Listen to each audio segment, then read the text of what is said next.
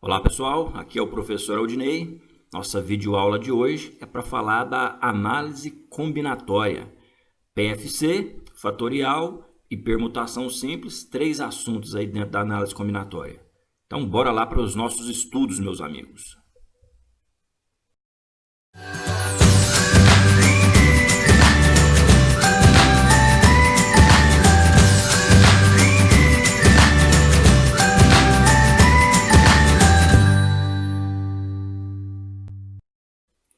Galera, análise combinatória é um assunto que está na página 226 do nosso livro didático. É o capítulo 10 aí do livro Matemática, Ciência e Aplicações. Pega o seu livro aí, coloca do lado que vai te ajudar. Inclusive lá na página 226, a gente tem lá o que é a análise combinatória. Está dizendo para a gente lá que é a parte da matemática que desenvolve técnicas e métodos de contagem que nos ajuda a resolver problemas como esse aqui, ó, problemas de contagem. Quantas placas? Estou querendo contar quantas placas de automóveis podem ser formadas sem repetição de letras e de algarismos. E aqui aparece um assunto dentro da análise combinatória que é o princípio fundamental da contagem, que a gente vai chamar de PFC. É ele que vai nos ajudar a resolver esse tipo de problema dentro da análise combinatória. Mas antes desse problema, vamos para um mais simples, que é o probleminha que pede para a gente quantas diferentes combinações blusa-calça conseguimos com as peças ao lado. Tá fácil perceber aí que essa primeira calça, né, combina, vamos dizer assim, com as três blusas, assim como a segunda calça. A gente também pode fazer três combinações. E aí, contando, né, é isso que a gente vai fazer dentro da análise combinatória, contar. Contando aí, a gente tem um total de 6 combinações. 3 da primeira calça, 3 da segunda, 6 combinações. Outra maneira que a gente poderia fazer é usando essa continha aí, esse cálculo. Pega duas calças, multiplica por 3 blusas, chegando também no total 6. Olha esse cálculo aí, hein, galera? A gente vai perceber que o PFC está ligado com essa estrutura de cálculo aí. Pegar a quantidade de elementos de um conjunto, pegar a quantidade de elementos do outro, uma multiplicaçãozinha aí, e a gente chega no resultado. Não é à toa que o princípio fundamental da contagem também pode ser chamado de princípio multiplicativo. Beleza? Esse esquema que eu acabei de montar, se a gente fizesse ele assim, ó, colocando aí C1, C2 para as calças e B1, B2, B3 para as blusas, a gente poderia organizar uma espécie de diagrama, que aqui no caso a gente vai estar chamando de diagrama da árvore de possibilidades. Como se fosse aí os galhos de uma árvore, os ramos de uma planta aí, e aí na matemática a gente costuma chamar esse tipo de esqueminha aqui de diagrama da árvore de possibilidades. Ele ajuda a gente a montar pares ordenados. Pares ordenados aí com as calças e as blusas. Olha o primeiro par ordenado aqui, C1, B1. Segundo par ordenado, né? Você pega a calça 1 com a blusa 2, C1, B2. E aí a gente tem os 6 pares ordenados. Lembra que a resposta foi 6 combinações? Tá aí, 6 pares ordenados. E aí, o que eu quero com isso, né? A gente vai observar que cada combinado ele consta de um par ordenado, que a gente acabou de falar, né? Lá no plano cartesiano, no nosso par ordenado x, y. E no caso aqui, o x pertence ao conjunto das calças. O primeiro elemento, o elemento x, realmente são só as calças. E o y do par ordenado pertence ao conjunto das blusas. A conta que a gente fez, né? 2 vezes 3, na verdade a gente pegou então a quantidade de elementos lá do conjunto das calças e multiplicou pela quantidade de elementos do conjunto das blusas. É isso, o PFC ele é essa linha de raciocínio aí. Você pegar a quantidade de elementos de um conjunto e multiplicar pela quantidade de elementos do outro. A gente pode definir melhor ainda o PFC dessa maneira aqui, ó. Se há modos de tomar uma decisão D1 e tomada a decisão D1, há B modos de tomar a decisão D2, então o número de modos de tomar sucessivamente as decisões D1 e D2 é o produto AB. Então, se a gente quer formalizar melhor aí, o que é o princípio fundamental da contagem, essa aqui seria uma definiçãozinha interessante para PFC. Beleza? Anota aí então. Bom, então entendido aí o PFC, né, como esse produto dos modos de se tomar a decisão, vamos voltar lá para o problema das placas. Só que aqui, como a gente tem vários formatos de placas, vamos definir esse formato aqui, esse modelo, beleza? E aí, relembrando a pergunta, quantas dessas placas de automóveis podem ser formadas sem repetição de letras e de algarismos? E aí, galera, fique claro, hein? Esse formato de placa aí vai considerar que os algarismos vêm primeiro e as letras depois. E essas palavras aqui, New York, não vão ser consideradas para a placa, não. Só mesmo aqui o 623, né, no lugar dos algarismos aí, o AWY, no lugar das letras, a gente vai olhar só para essa região das placas. Claro, fica evidente aí que a gente tem 6 tomadas de decisão. A gente tem que tomar a decisão de colocar um algarismo aqui, tomar a decisão de colocar um algarismo aqui. Deixa eu pegar o apontador. Então, eu tenho que tomar uma decisão aqui, uma decisão aqui, uma decisão aqui com relação aos algarismos. Tem que tomar uma decisão aqui, uma decisão aqui, uma decisão aqui com relação às letras. E aí vamos lembrar, né, que nós temos 10 algarismos para tomar essas decisões e temos aí 26 letras.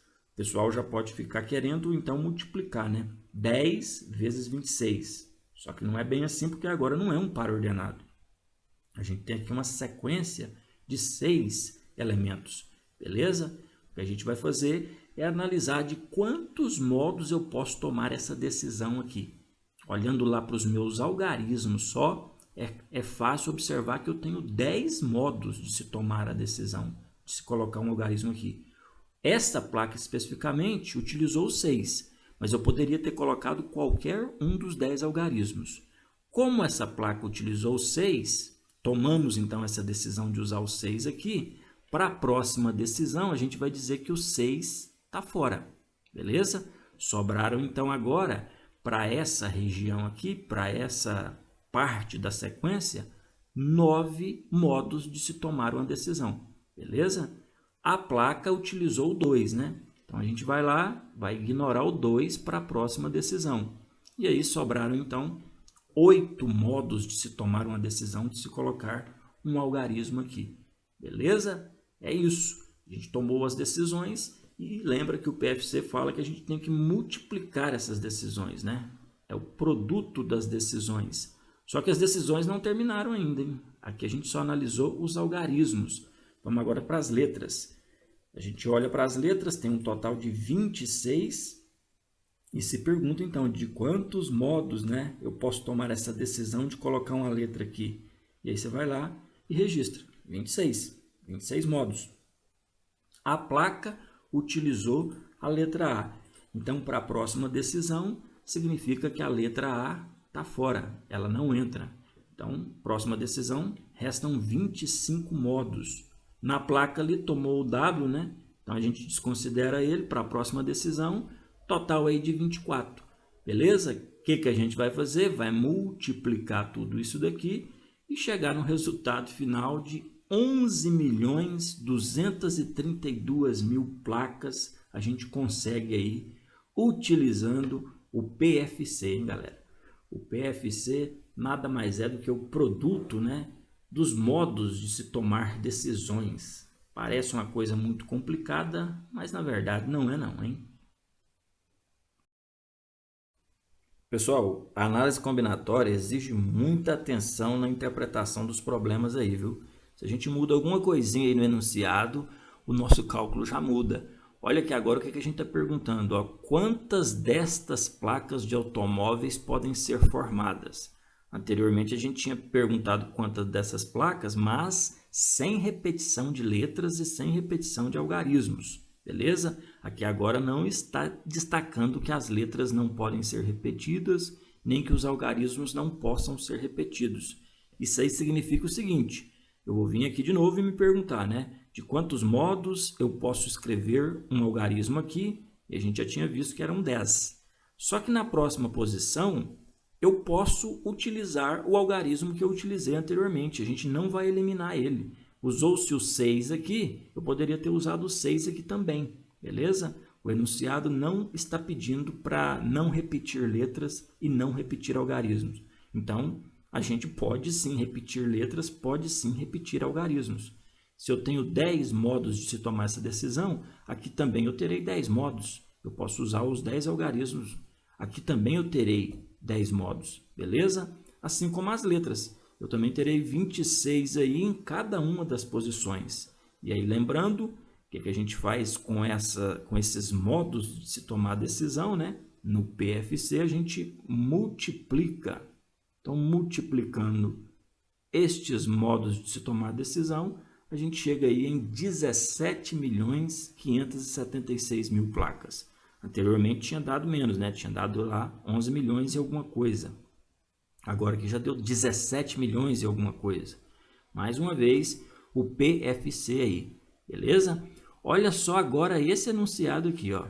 Quantas destas placas, deixa eu pegar o apontador, quantas dessas placas de automóveis podem ser formadas de modo que só algarismos pares distintos e vogais apareçam? Cuidado com isso aqui agora, hein? A gente nos algarismos vai considerar só os pares e não vai poder repetir. Na hora que fala distintos, né? Se você usar o zero aqui nessa posição, não pode usar o zero de cá. Então, o outro par que a gente tem aqui é o 2, o 4, o 6 e o 8, beleza? Já está de cara fora o 1, está fora o 3, está fora o 5, está fora o 7, está fora o 9, beleza? Então, pergunta-se, né, de quantos modos eu posso tomar a primeira decisão? 5.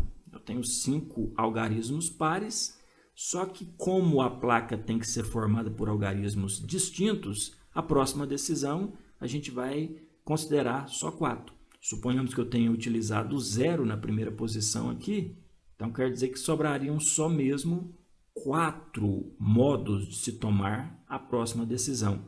E, por último, 3 modos, né? Se a gente tivesse utilizado o 0 na primeira, utilizado o 2 na segunda, então sobraria aí o 4, o 6 e o 8, por isso 3 decisões aí. Tranquilo, né? Aí a gente olhou para os algarismos, agora vamos olhar para a parte das letras que pede só vogais. Só que detalhe, não estou dizendo que elas têm que ser distintas. Se eu usar a letra A aqui, eu posso usar a letra A aqui também e posso usar a letra A aqui também.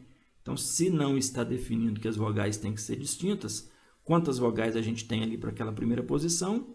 5 vogais. Também posso usar as 5 aqui, também posso usar as 5 aqui. Pronto, multiplica aí estes modos de se tomar decisão e aí a gente vai chegar num total de 7.500 placas. Beleza? Bem tranquila aí essa questãozinha também envolvendo o PFC. Pessoal, e continua aquela história, hein? Tá na dúvida, chama lá, beleza? Não fica com dúvida não, é só chamar a gente aí que estamos aqui para esclarecer. Pessoal, mais um problema aqui, né? De quantas formas você pode dispor 4 pessoas em fila indiana. Fila indiana, né? Uma atrás da outra. Então, de novo, vamos para a história de modos de se tomar decisão. A gente vai observar aqui que na primeira posição da nossa fila temos 4 modos, né? São 4 pessoas, qualquer uma delas pode ocupar aquela posição. Então você vai lá e registra, de acordo com o PFC, 4. Detalhe, né? Se você usou uma pessoa aqui, não dá para usar ela aqui, na fila que a gente está montando aqui agora. Então, restaram aí 3 modos de se tomar uma decisão nessa outra posição. Utilizou essa menina, utilizou esse rapaz, restaram esses 2 para colocar aqui. E aí você vai lá e registra, então, 2 modos. Utilizou-se um desses 2, só resta um modo na última posição. Olha o PFC aí, né? A gente ia encontrar o resultado aqui simplesmente multiplicando aí o 4 vezes 3 vezes 2 vezes 1, num total aí de 24, não é isso? Só que tem um detalhe, esse problema aqui ele tem a característica particular de que a gente tinha um grupo aqui com 4 elementos e a sequência também é formada por 4 elementos. Esse tipo de situação a gente vai estar chamando de permutação simples. É uma definição que está na página 236 do livro de vocês. Lá diz que dados N elementos distintos, no caso aqui, né, dado 4 elementos, 4 pessoas diferentes aí, é óbvio, chama-se permutação simples todo agrupamento ordenado ou sequência, né, formado por esses n elementos. No caso aqui, formado por esses 4. Então é isso. Eu te dou um grupo aí, né, de 4 elementos distintos. E faço agrupamentos aí com esses 4 elementos. Isso aqui é o que a gente chama de permutação. Inclusive, tem uma formulazinha para permutação. P de n igual, olha essa simbologia que apareceu aqui, hein? A gente vai chamar isso aqui de fatorial, certo? E fatorial nada mais é do que o produto, a multiplicação de todos os inteiros de 1 até chegar no n, beleza? No caso aqui, a gente ia calcular o P de 4, o 4 fatorial. Pelo que a gente está vendo aqui, 4 fatorial é o produto, né, de todos os inteiros de 1 até o 4. E é o que a gente tinha mesmo em mãos aqui. A gente estava multiplicando aí 4 vezes 3 vezes 2 vezes 1.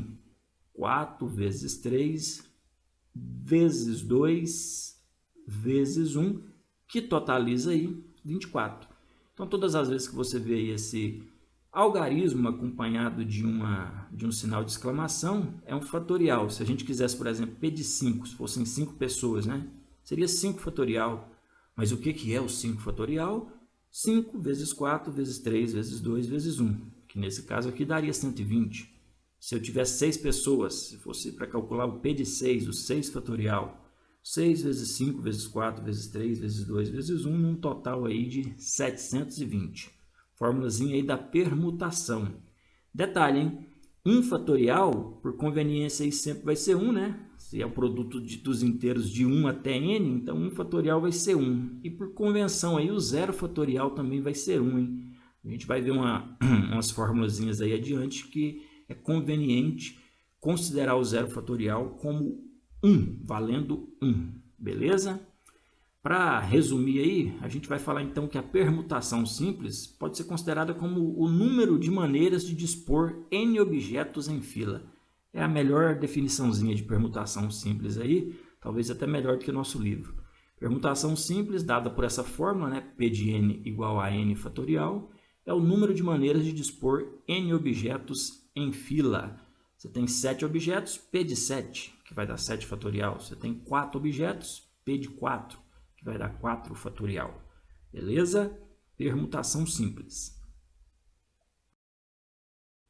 Pessoal, esse problema está na página 237 do livro de vocês. Fala o seguinte: Giba e Gina têm 3 filhos, Carla, Luiz e Daniel. A família quer tirar uma foto de recordação de uma viagem na qual todos apareçam lado a lado.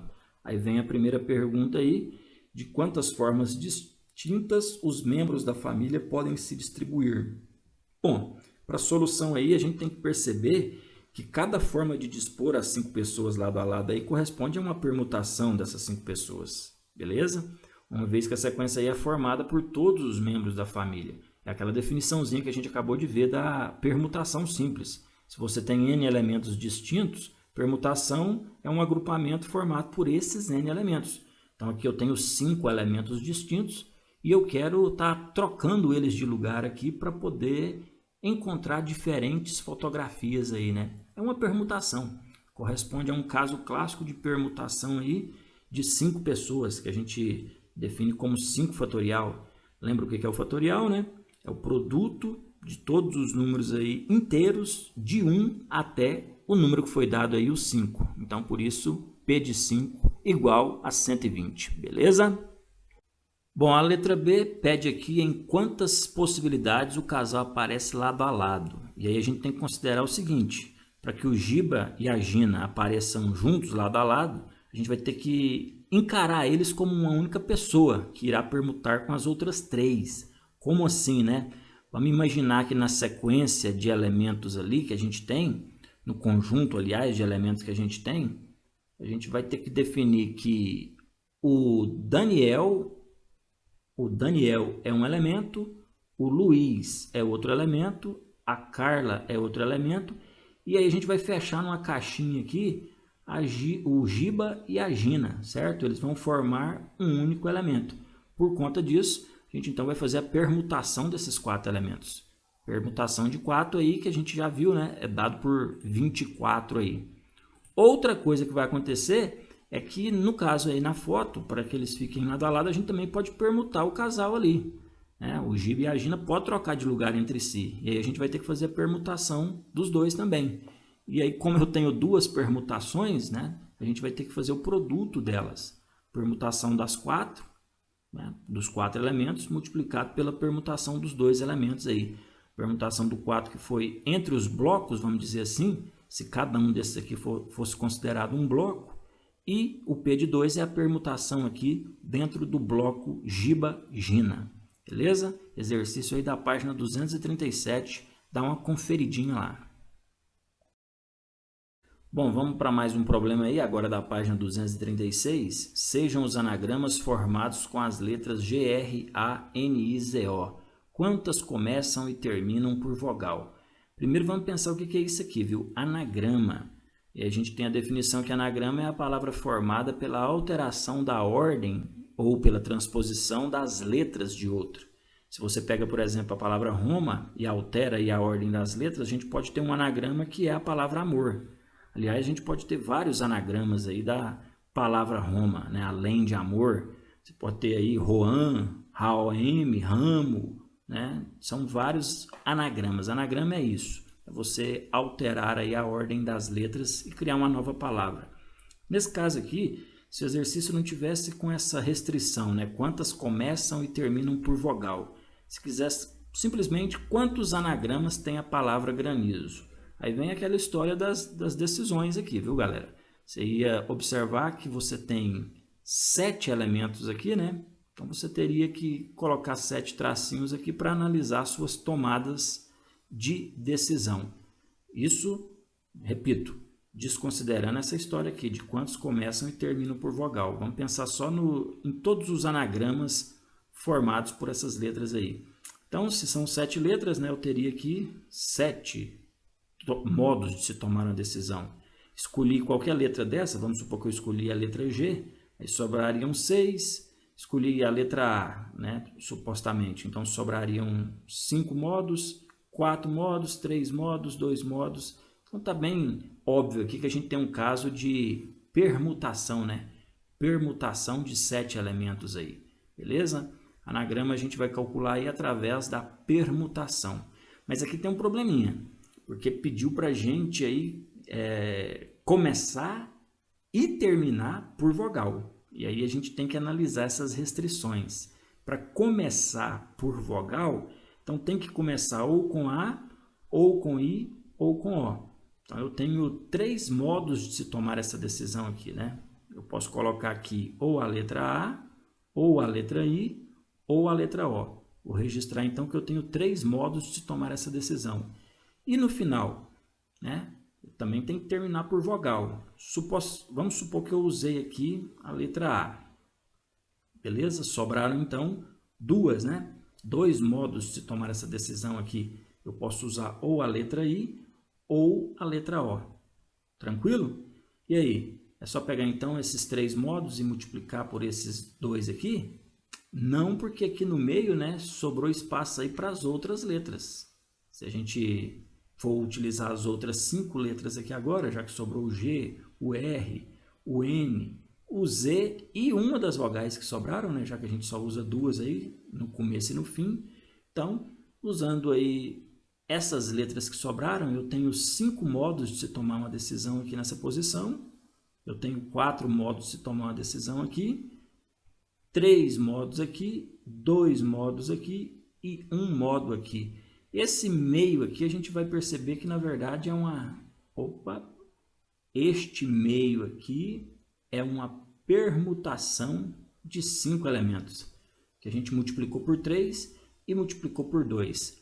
Organizando isso aqui, então, o que a gente fez foi, né, multiplicar 3 vezes 2 vezes a permutação de 5.